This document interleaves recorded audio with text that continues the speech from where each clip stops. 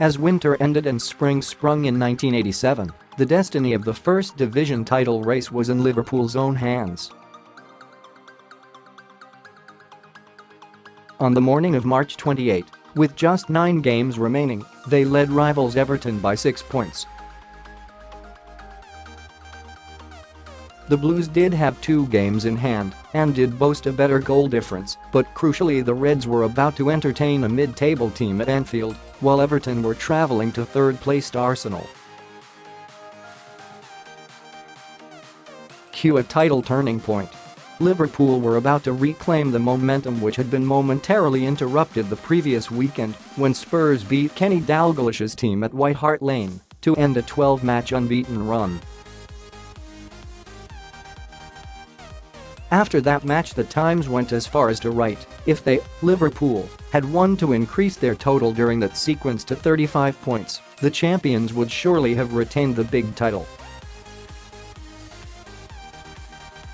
David Pleat, the Tottenham manager, admitted as much. Except on the afternoon of March 28, the title race turned on its head. Loading Video Unavailable Click to play tap. To play the video will start an 8 cancel play now. Those mid-table visitors to Anfield were Wimbledon, and a late Alan Cork goal secured a 2-1 win, while 220 miles south Wayne Clarke lofted an improbable 50-yard shot over John Lukic to secure an Everton away win. It was a title turning point. There have been others. You can follow all the latest Liverpool news and transfer gossip here. In April 2009, Yossi Benayoun grabbed a riotously celebrated last-minute winner at Craven Cottage to send Liverpool 2 points clear at the top of Manchester United.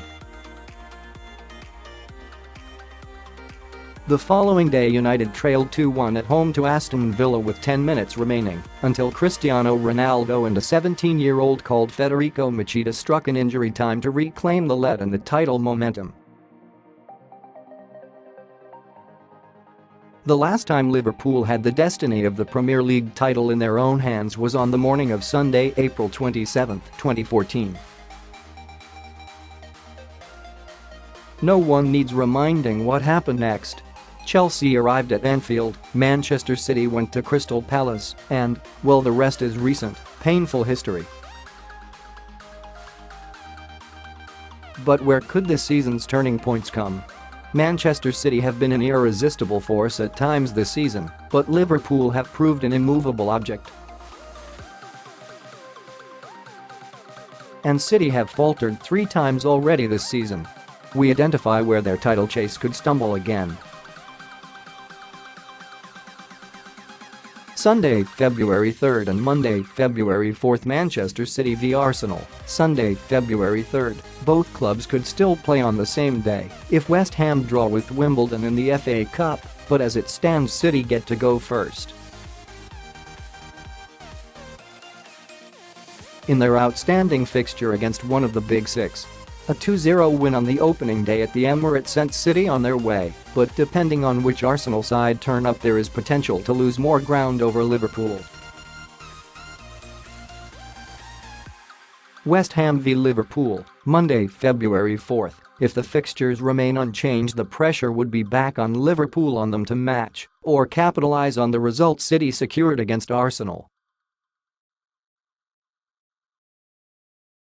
And Liverpool have scored 4 on each of their previous 2 visits to the London Stadium.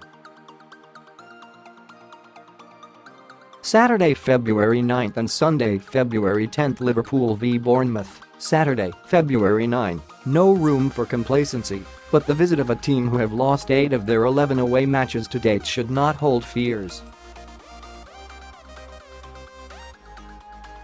But City meanwhile. Manchester City v Chelsea. Sunday, February 10th. City face a major challenge the following day. Chelsea inflicted City's first defeat of the season and started their poor run through December, and Maurizio Sarri's side have a good record against their fellow top 6 sides. Arguably City's toughest remaining fixture. Saturday, March 2nd, Everton v Liverpool. The TV companies still haven't selected their matches for March, but I think we can safely say that Everton v Liverpool, currently scheduled for Saturday, March 2nd, 3 p.m, will be shifted. City will be hoping that a Merseyside derby will offer them a chance to make up ground. What they won't be aware of is that the Reds haven't lost at Goodison since 2010. Bournemouth v Manchester City. Meanwhile, head down to the Vitality Stadium 4 days after a home match with West Ham. Weekend of March 16, Manchester United v Manchester City again, a clash sure to be switched for TV, and the subplot to this are the Champions League fixtures just a few days earlier. City face a home match against Shaki on the Tuesday, but United will be burning for revenge after the first Manchester derby of the season proved a sky blue stroll. Fulham v Liverpool. The Reds travel to Craven Cottage just 3 days after the second leg of their Champions League clash in Munich. There are no absolute games in the top flight this season, but this one isn't far off. Weekend of March 30, Manchester City v Fulham. City have that game on the weekend of March 30, entertaining a Fulham side who could be already relegated by then. Liverpool v Tottenham. Liverpool, meanwhile, entertain a Tottenham side who have had mixed fortunes against the top 6 so far this season. Weekend of April 13, Liverpool v Chelsea. Chelsea at home in a title run-in. This could be the match which tests Anfield anxiety levels to the full. Chelsea have won at Anfield already this season, but that was against a much-changed team in Carabao Cup. Crystal Palace v Manchester City, but the same weekend City travel to Selhurst Park. Palace have already secured one unlikely success over City this season, and Palace are a much more formidable side on their own turf.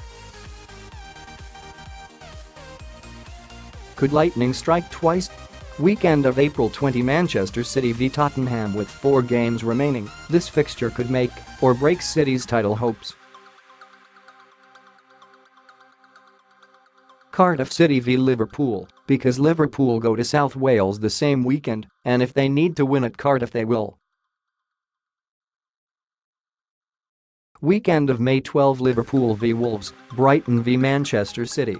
If it goes down to a last-day decider, you want to be at home, and City face a long away trip to a Brighton team who have a good home record. Liverpool, on the other hand, face a Wolves team who should have little to play for. Other LFC tales: